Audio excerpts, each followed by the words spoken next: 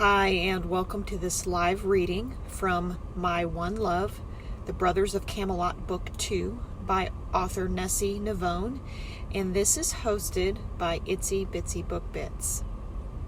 Prelude. Almost caught. Lexi. Holy shit, Isabella saw me. I've got to get out of here and fast. Thank God I still have on my gym shoes. I make a mad dash toward the penthouse, hoping not to be seen by Grayson in the crowd. I don't want to bump into him for the first time in over 8 years wearing leggings and looking a mess. Alas! Grayson's voice calls out from behind me. Crap, crap, crap. Up ahead, I spot the fire hydrant near the corner of the alley by my penthouse. My legs pump harder. I just hope the dumpster lid is closed so that I can get a good leap up to the balcony. Dang, I hope these large trees hide my jumping trip up there. Is that you, Alas? He calls again. My heart aches to answer, but not yet. I'm not ready. Swiftly turning the corner, I leap up, placing my foot on the top of the hydrant and push off. My silent prayer that the lid of the dumpster is closed is answered when my foot connects with it. Thank you, Mother Mary, and all that is holy. I tug my collapsible grappling hook from the side of my backpack. I never leave home without at least one. With a push of the small hidden button, it opens completely. I toss it onto our balcony, watching the hidden coil inside unwind toward me. Grabbing it and giving it a little tug to make sure it's secure, I scramble up the rope, hoping the trees are hiding me. Once I reach the top, I swing my leg over and fall onto the safety of my balcony, letting out a relieved sigh. Holy fucking shitballs, woman! Anissa yells, walking out of the sliding door. Lexi, what the fuck? You scared the ever-loving shit out of me with your ninja shit. You're supposed to warn us when you're doing that shit. She stops at my feet, looking at me laying on the floor. Shh. Grayson followed me home. I had to. I whisper, trying to catch my breath. Fuck, girl. Why didn't you tell me? Reaching back into the penthouse, she grabs a pair of binoculars, which she uses regularly to check out the hot guys on the beach and boardwalk across the street. Yep. There he is. He's just a block down the road headed our way. Want to see? She offers, but never stops looking into the binoculars, nor does she hand them to me. Damn, girl. He's looking around, obviously, for you. He's even stopping and asking people. Shit, he's hot as hell and huge. I've seen pictures of him on your Facebook and at a distance when we went to spy on him at the club, but damn, they do not do him justice. I slowly sit up and peek through the cut-out clover leaf in the balcony wall. Yeah, I believe he's even bigger now than he was the last time we were together. He's let his hair grow out a bit and has a shadow of a beard, I inform her. I'm in a trance, just staring at him. God damn, that man must do squats every day. That bubble butt, I bet you could rest your drink on it. Your poor children are going to have ass issues. With the 2-seater swing you have in your own backyard and his bubble butt, yeah, your children surely won't lack in that department. Nissa, stop looking at Grayson's ass! Slapping at her legs, I move to stand up and take the binoculars from her. Grayson's still looking for me, but at least he's walking away from us. Damn, that's one mighty fine view. Yes, he's one gorgeous man, I sigh. I can't wait to be in those arms again.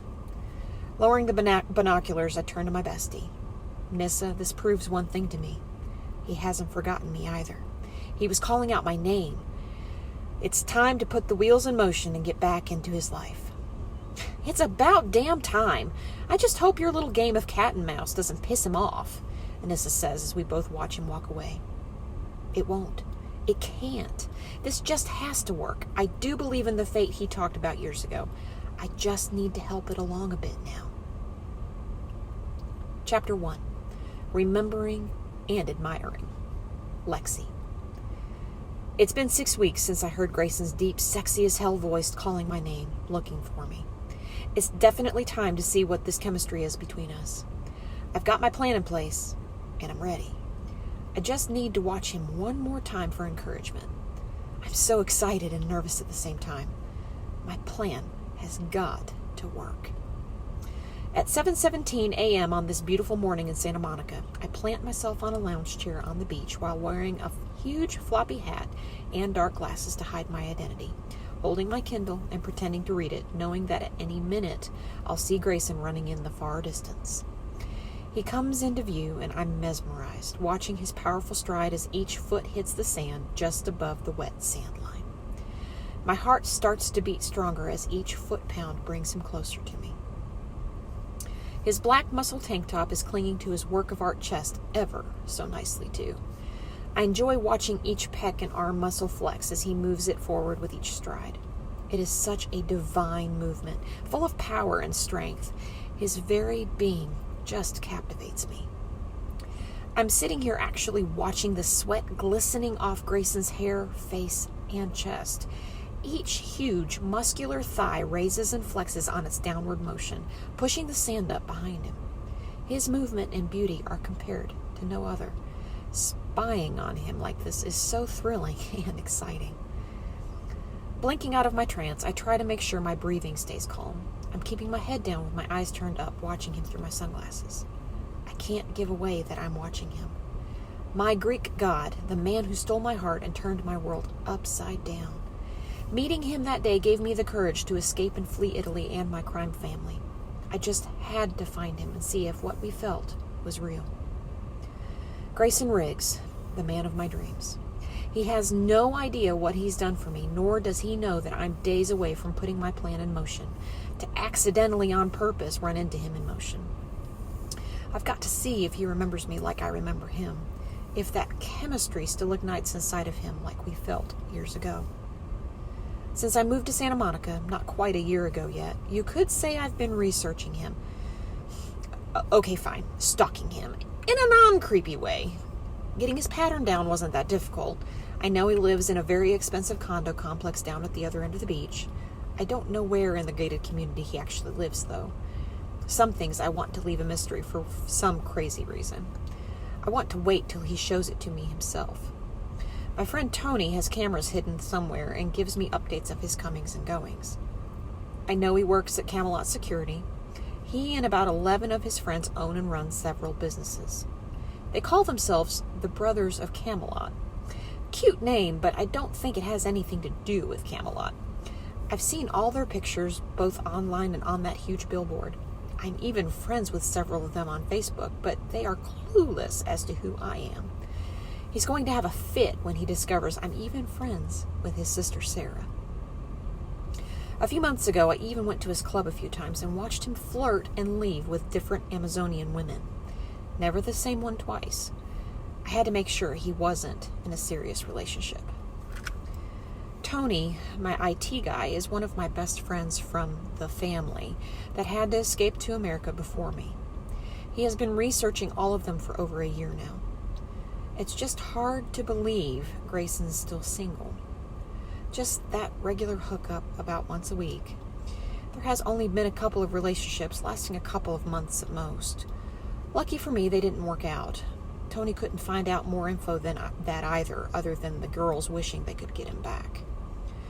This really could go two ways for me. Grayson could be thrilled to have me back in his life. He could grab me in his big, incredible arms and share how he has never forgotten about me either, and how he has been hoping and dreaming I'd find him one day. Or, let's be real, he could think I'm some delusional whack job with a serious stalking problem. I chuckle to myself. I can only hope it's option one. I have held on to his words for 8 years and prayed fate would bring us back to each other. I've been wishing on stars, hoping that wherever Grayson was, he was doing the same thing. Now I think it's time I help fate along a bit. Meeting Grayson back in that house in New Jersey where Annalisa and I were celebrating Brenda and Sarah's high school graduation was my first taste of freedom. I finally felt alive. The realization hit me on that balcony that I had to set my dream of escape into motion if I ever wanted to feel like this again. I closed my eyes and remember that moment when my heart started racing, the heat, the passion, the feeling of not wanting it ever to stop, realizing in that one moment that my life had been changed forever. There have been times in my life where this memory has been the only thing keeping me fighting for my freedom and my right to be me, and the ability to make my own choices. It was probably only about 30 minutes of my life, but to this day, it was the best 30 minutes ever. The memory of dancing with Annalisa, busting out our favorite moves, the feeling of being watched and looking up to lock eyes with my Greek god from the hot dog place, just to learn he is Sarah's older brother. The two of us getting food and going out to eat on the balcony so we could talk, the way the attraction fairly sizzled between us. It was the stuff romance novels are made of. The way Grayson picked me up like I weighed nothing and set me on the railing. The passion in his kiss, my first kiss, which got interrupted in the worst way by Stevens coming out to see what was going on. How upset I was at that thought of never seeing him again.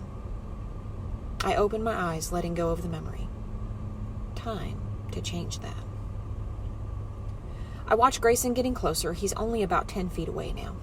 He passes me, not looking at anyone, just focused on the path in front of him. Now I'm admiring his broad shoulders from the back and the way his shirt is clinging to every muscle.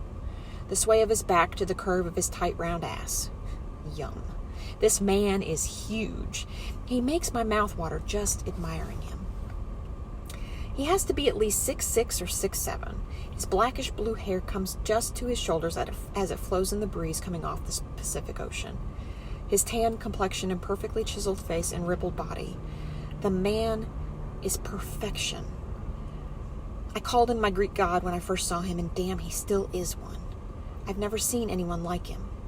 He still makes my heart beat at warp speed and my blood pressure explode to new heights.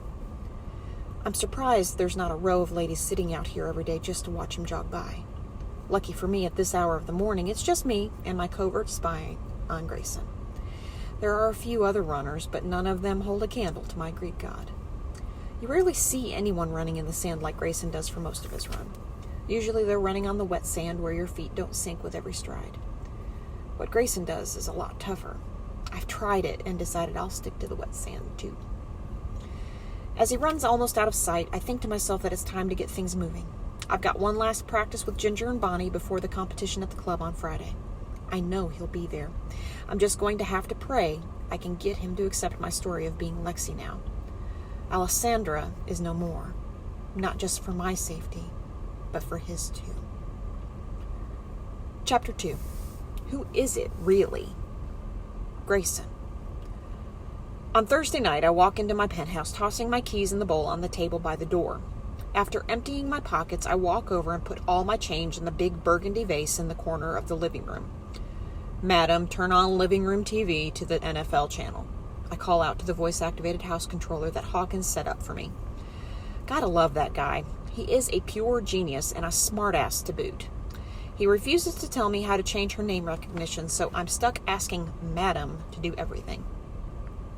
TV is on, sir. May I do another task for you? Thank you, madam. Send a message to Hawkins. Tell him he needs to make me a robot that can bring me a cold beer when I need one. She quickly responds, Yes, sir. Your wish is my command. Message sent. I walk over to the bar, chuckling to myself, and grab myself a couple of beers before I finally flop down on my overstuffed couch and allow myself to do some thinking. First, getting comfortable is a must. Taking off my work boots along with my socks, I then grab the back of my Camelot security t-shirt, pulling it off, tossing it to the floor beside my boots and socks. Reaching over to the coffee table as I grab a beer, taking a long drink. I gaze toward the ceiling and feel my stomach grumble. Madam, order me my regular pizza from Necie Pizzeria. Add a Caesar salad to that with extra chicken, cheese, and dressing. Oh, and tell them to surprise me with one of their Italian desserts. Thanks, madam. That will be all. Yes, sir. Order placed. It should be here in less than 30 minutes. Damn, she's handy to have, even if I have to call her madam. Putting my feet up on the couch and getting more situated, I start to wonder, who's this chick that has been stalking me? She doesn't think I've noticed her a couple of mornings every week when I jog on the beach. She's always sitting in a lounge chair or on a towel. She must have a big collection of different style hats and sunglasses because she rotates and mixes them up, but always keeps her body very covered up. She's never wearing the same combinations of things together more than once, but I know it's always the same girl. Her fingernails are real because they aren't all the same length, but they are painted nicely. I've noted the ring on her right hand ring finger, none on her left hand, so she's single. I've also noticed the ends of her black hair occasionally showing from underneath those hats. I'm guessing it is long by the way I can sometimes see it stuffed down the back of her top.